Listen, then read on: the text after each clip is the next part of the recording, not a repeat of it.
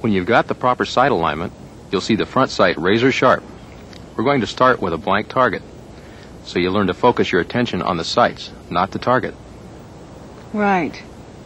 The rear sight looks slightly blurred, and the target looks a bit blurred too. There should be an equal amount of light showing on either side as you look through the rear sight to the front sight. Got it. And the top of the front sight should be flush with an imaginary line across the top of the rear sight. Then, you center that line on where you want the bullet to hit.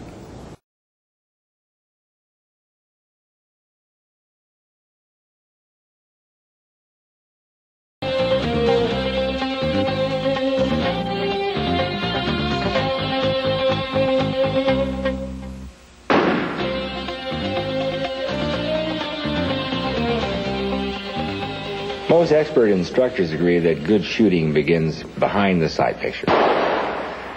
You must learn to focus on the front sight. The target looks blurred. The rear sight looks blurred. Front sight is in focus with the target resting atop it like a bubble. Sight picture and trigger control are the foundations of good shooting. The problem with many shooters is that they want to watch the target, especially if it's moving. The eye just does that normally. Your brain tells your eyes to follow that moving target, but when you do, you miss. You've got to watch your front sight. The target should be a blur. The front post must be centered in the rear notch with equal amounts of light on either side. Experts have varying opinions as to the width of the rear blade or whether or not it should be solid black or have a white line or dot. Other top shooters recommend undercut front sights, black sights, colored sights. The opinions vary widely on the width of notch and the front sight. Talk to the experienced people at your range or your neighborhood gun shop. Get an idea of what's comfortable for you. It boils down to personal preference. Once you've been shooting a while, you'll be able to make your own decisions. Like tennis, golf, archery. Shooting is a sport of concentration. Whenever I come away from a range, I'm always very relaxed. The reason is, I put all the other problems out of my mind when I'm concentrating on that front sight. It's almost like a form of meditation. Everything else is out of my mind except the front sight. Some shooters say it's the most important lesson they learned about shooting. The second basic skill is trigger control. It's true. Squeeze the trigger is probably the piece of advice most frequently heard about gun handling. It's true. It may change in a semi or professional match, but for target practice at the gun range, a smooth squeeze will most often be followed by an accurate shot. There's also the problem gun instructors call the crunch. You start pulling the trigger with your finger, but before the hammer cycles, you clutch the gun with your whole hand as if you were going to crush it. Some experts theorize that this is a person's fear of the blast recoil, but the gun jerks down. The bullet will hit somewhere out in front downrange, but might altogether miss the target. Imagine that trigger finger disconnected from the rest of your hand. It should move freely while your other fingers maintain a constant tension on the gun. The only finger that should move is the trigger finger. Some instructors pull the trigger with the outside of the first joint, while other shooters use the tip of their finger. Try both methods and see what feels natural for you. Use the same method on both automatics and revolvers. Making doubly sure the gun is unloaded, practice your trigger pull by dry firing. Do it often. Sight the gun at a target and squeeze the trigger. You'll strengthen the muscles in your trigger finger. Become more familiar with the feel of the gun and sharpen your shooting skill. On the gun range, practice both live and dry firing.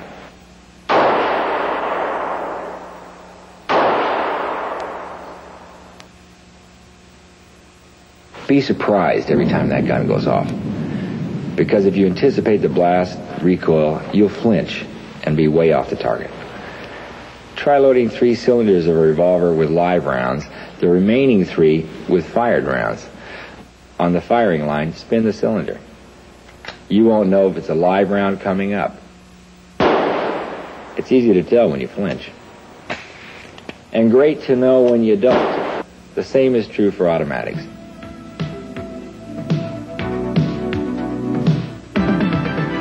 The secret to a good, smooth, safe draw is to have no wasted movement. Minimize your body motions.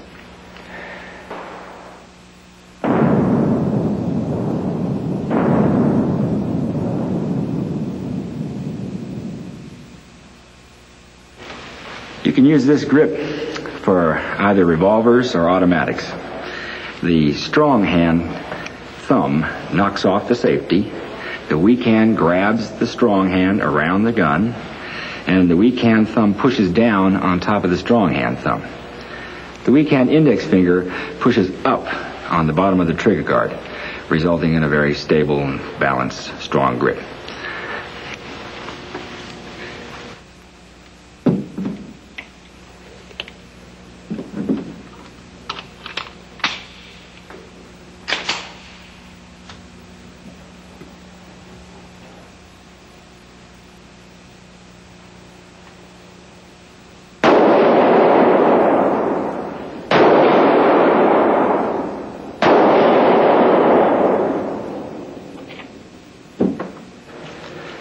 Close group in the black. The grip I've shown you does an excellent job of controlling recoil. Also, both your thumbs are safely tucked away. The grip works well with revolvers and automatics. Remember that any grip that exposes one of the thumbs is potential for trouble. Both thumbs should be tucked away like this. Your grip should be as tight on the gun as possible, but short of your hands shaking or trembling. There's a lot of exercises you can do to strengthen your grip. Many competitive match shooters lift weights and use various types of grip exercises. One of the least expensive tools is an ordinary rubber ball. Doing several sets like this each day will greatly develop your hand muscles and help build shooting strength.